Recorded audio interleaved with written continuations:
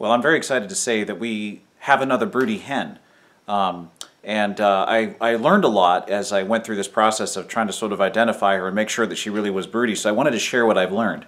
I live up in Maine, and it has happened consistently now around the beginning of February, to Valentine's Day. It's Valentine's Day today, is when we really start to see, as far as I've learned, when a hen is really going to start to go broody. And what's happening is it's actually the daylight. It's the daylight, it's the hours of the day, the daylight that's increasing, that really kind of triggers her into thinking, okay, I gotta really start thinking about sitting on eggs. Having said that, this particular broody hen, which I'm about to show, also was already showing interest in sitting and would sit, but then when I would go to get the eggs, she'd stand up and leave. She wasn't interested. She wouldn't stay. And so then she seemed to become more persistent. She would when I'd go for the eggs, she might stand up, but she didn't leave, and she'd peck me pretty hard and kind of cackle and sort of growl a little bit. And so I thought, okay, that was a couple of weeks ago. She said, maybe she's getting more interested. Then in the past couple of nights when I went out to get eggs, she was not moving. She was hitting me really hard with her beak. I had to make sure I was wearing gloves, and she was just stiff, just this ball of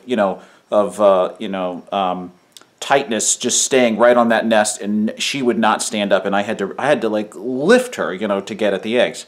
So I thought, okay, this bird is going broody. There's also, you can also tell there's sort of a pattern of, she sort of raises up all of her feathers onto her back and kind of puffs herself up as well. There's sort of a posture, almost like a raising up of her hackles and kind of staying puffy and fluffy. Maybe conserving warmth, I don't know, but that's another thing that I saw that I wanted to share. So enough about me. Let's take a look at her. I've brought her inside. I've put her in a brooder box with a heat lamp, and here she is. So she is now just completely flattened out, and it's kind of hard to see from the just the red lamp, but there she is. She's just extremely flat, and if I put my hand down in here at all, she is just so focused. She's just not really moving at all. Golly, I can touch her. She is just focused on one thing, and that is just to stay on those eggs. She's got about 2 eggs under her right now. I've ordered some fertile eggs to put underneath her. I've given her some food and some water. It's extremely cold today. It was very, very cold last night.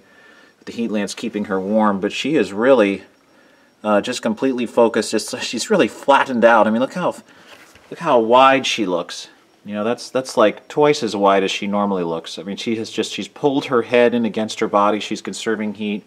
And she has not moved. I put this food out here this morning, and she has not gone to it yet. So, really exciting. Our second broody hen experience. We have a big video series from the first time this happened. You can go back and check it out if you want to. But I thought this time I would just share a little bit more about what I've learned about how to identify a broody hen. I hope this helps out if you get one.